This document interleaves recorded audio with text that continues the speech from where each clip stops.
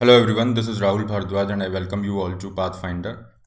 India के लिए एक कंसर्न करने वाली न्यूज़ है और यहाँ पे चाइना की तरफ से पहला जो रेल रोड लिंक है बे ऑफ बंगाल में इसको ओपन किया गया है। तो ये एक तरह की पहली ओपनिंग आप मान सकते हैं इंडियन ओशन में कि चाइना को पहला ये एंट्री पॉइंट यहाँ पे डायरेक्ट मिल रहा है इंडियन ओशन के अंदर। ऑलरेडी आपको पता है कि सी पैक पे काम चल रहा है, लेकिन सी पैक को लेके काफ़ी डिलेज़ हैं और वहाँ पे ग्वादार बंदरगाह के थ्रू यहाँ पे कनेक्टिविटी इंश्योर करने की बात की जा रही है। लेकिन ये एक डायरेक्ट एंट्री पॉइंट यहाँ पे आपको बे ऑफ बंगाल में चाइना को मिल जाता है, जैसा आप इस न्यूज़ में देख पा रहे हैं।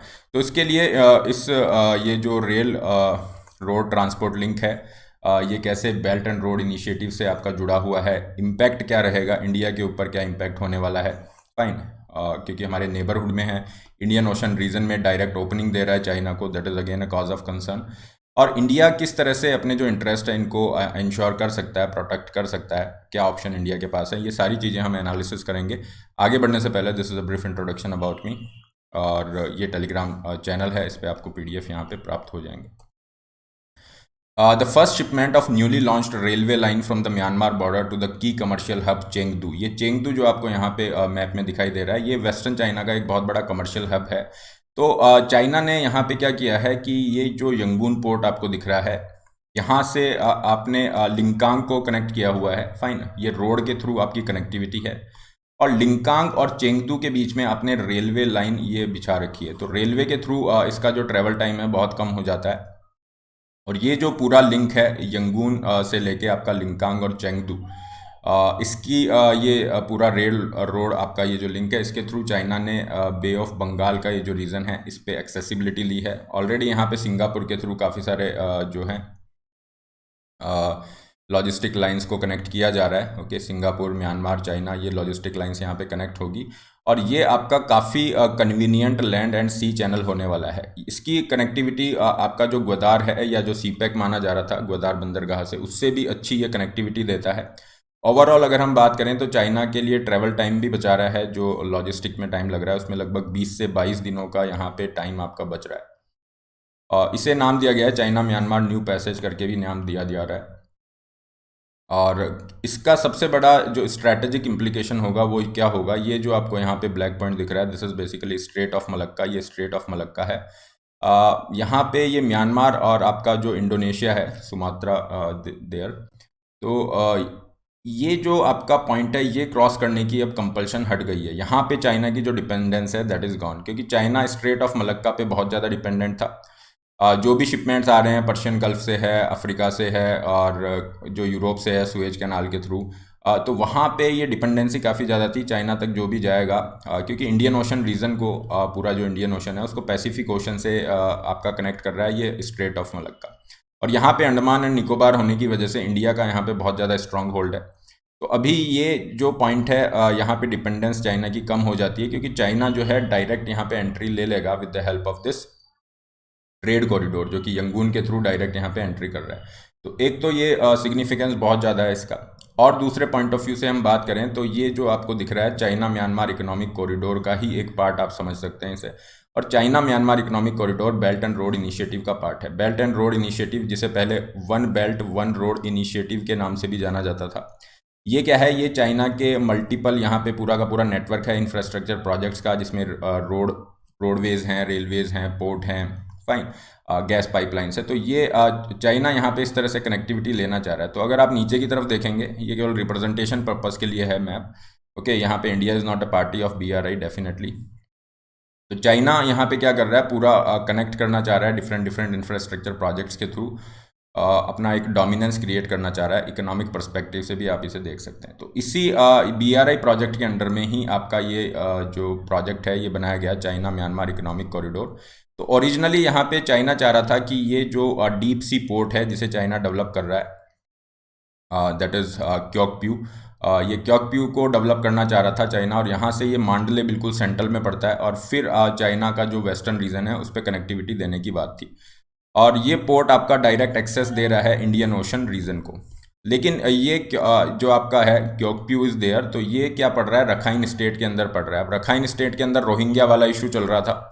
आप सभी को पता होगा रोहिंग्या वाला अनरेस्ट चल रहा है, तो उसकी वजह से ये डिलेज चल रहे थे। तो अब इन्होंने ये अल्टरनेट एक डेवलप कर लिया है, दैट इज़ यंगून से आपका डायरेक्ट यहाँ पे कनेक्ट किया जा रहा है। जो एट प्रेजेंट है वहाँ पे क्या है, यंगून पोर्ट तक कनेक्टिविटी रहेगी सिंगापुर, और यहाँ से जो भी आपकी माल आ रहा है, और फिर यंगून से ये लिंकांग तक कनेक्ट करेगा, और लिंकांग से इन्होंने डायरेक्ट चेंगदू को कनेक्ट किया हुआ है, जो एक बहुत बड़ा कमर्शियल हब है, वेस्टर्न चाइना का सबसे बड़ा, ये आप मान सकते हैं। तो इसका मतलब ये नहीं है कि इन्होंने ये जो चाइना म्यांमार इकोनॉमिक कॉरिडोर प्यू ये जो पोर्ट है इसको डेवलप करने का इरादा छोड़ दिया है, ये भी आपका डेवलपमेंट होगा, लेकिन इसमें कुछ डिलेस चल रहे हैं। चाइना यहाँ पे कन्विंस करना चाह रहा है कि ये बेल्ट एंड रोड इनिशिएटिव के थ्रू अगर ये कॉरिडोर आपका डेवलप होता है तो उससे आपका जो अनरेस्ट है रोहिंग्या वाला ये भी कम हो जाएगा, आपका डेवलपमेंट भी यहाँ पे होगा, एम्प्लॉयमेंट अपॉर्चुनिटीज़ भी होंगी, ये सब चीज़ें हैं। ये जो आपका सी मैक है, that is China Myanmar economic corridor, ये एक तरह की रेप्लिका ही है सी पैक की, क्योंकि सी पैक जो होता है चाइना पाकिस्तान इकोनॉमिक कॉरिडोर जो आप जानते हैं, जहाँ पे शिनजियांग रीजन से इसे कनेक्ट किया जा रहा है ग्वादार पोर्ट तक।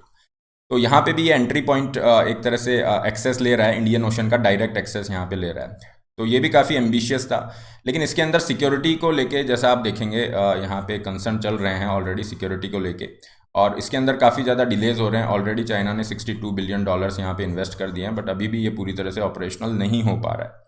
तो ओवरऑल ऑब्जेक्टिव सी पैक को डेवलप करने का क्या था कि ये जो मलक्का स्ट्रेट है इसको हम बाईपास कर दें। मलक्का स्ट्रेट पे इंडिया का जो स्ट्रॉन्ग होल्ड है वो डोमिनेंस चला जाएगा, मलक्का स्ट्रेट को हम बाईपास कर देंगे।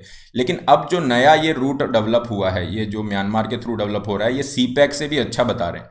किस कॉन्टेक्स्ट में अच्छा बताया जा रहा है कि लॉजिस्टिक के पॉइंट ऑफ व्यू से अगर आप देखोगे, CPEC is less favourable than the Myanmar route. क्यों? क्योंकि म्यांमार रूट पे आपका टाइम बहुत कम लग रहा है, लगभग आपके 20 दिन यहाँ पे बच जा रहे हैं, और सीधा वेस्टर्न रीजन पे एक्सेसिबिलिटी भी आपको दे देता है। इंडिया पे क्या इम्पैक्ट होगा? डेफिनेटली इंडिया के लिए बहुत सारे कॉन्सिक्वेंसेस होने वाले हैं। एक तो देखिए म्यांमार हमारा नेबर है, पड़ोसी देश है, तो डेफिनेटली चाइना का क्लाउट वहाँ पे बढ़ेगा, चाइना का इंपॉर्टेंस बढ़ता हुआ दिखेगा। और ये जो अभी सक्सेसफुली इन्होंने ट्रेड लिंक एस्टेब्लिश किया है, ट्रेड रूट एस्टेब्लिश किया है, ये क्या करेगा, चाइना का जो स्टेचर है एक तरह से कि इकोनॉमिक पार्टनर हैं हम, वाकई में आपकी इसके अंदर इकोनॉमिक ग्रोथ में हेल्प कर रहे हैं, तो वो चीज़ री इन्फोर्स हो जाती है, वो चीज़ बढ़ेगी। ऑलरेडी म्यांमार को काफ़ी ज़्यादा इकोनॉमिक सपोर्ट की ज़रूरत है, क्योंकि वहाँ पे आपका मिलिट्री शासन अभी चल रहा है, तो उनके लिए इकोनॉमिक एवेन्यूज़ खोल रहा है, अच्छी बात है उनके पॉइंट ऑफ व्यू से।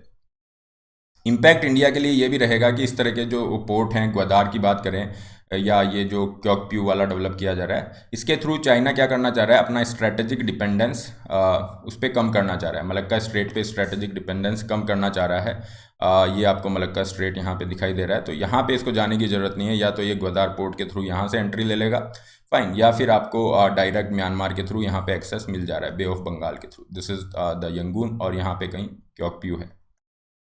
तो here lies the importance, China के लिए स्ट्रेटजिकली बहुत अच्छी बात है। और इसके अलावा इंडिया के लिए कंसर्न करने वाला इशू ये है कि चाइना के जो इकोनॉमिक स्टेक बढ़ रहे हैं बे ऑफ बंगाल में या इंडियन ओशन रीजन में, तो उससे क्या होगा, चाइना का मैरीटाइम प्रेजेंस बढ़ेगा, है ना। इकोनॉमिक एक्टिविटीज़ के थ्रू चाइना की मैरीटाइम एक्टिविटीज़ बढ़ेंगी, उसका नेवल एंगेजमेंट इन सब कंट्रीज से आपका बढ़ने वाला है। तो डेफिनेटली चाइना का ये जो प्रेजेंस है, इतना ज़्यादा प्रेजेंस है, इंडिया के लिए बहुत कंसर्न करने वाला है। और यहाँ पे कयास लगाए जा रहे हैं कि जो स्ट्रिंग ऑफ पल्स पॉलिसी है चाइना की, कहीं ना कहीं चाइना उसको फॉलो कर रहा है। स्ट्रिंग ऑफ पल्स पॉलिसी क्या है? चाइना, ये एक तरह की जियो पॉलिटिकल थ्योरी है, जिसके अंदर ये कहा जाता है कि चाइना जो है with the network of military and commercial facilities trying to encircle the India, है ना, इंडिया को यहाँ पे एनसर्कल किया जा रहा है, और इंडियन ओशन रीजन में चाइना अपना डोमिनेंस क्रिएट करना चाह रहा है।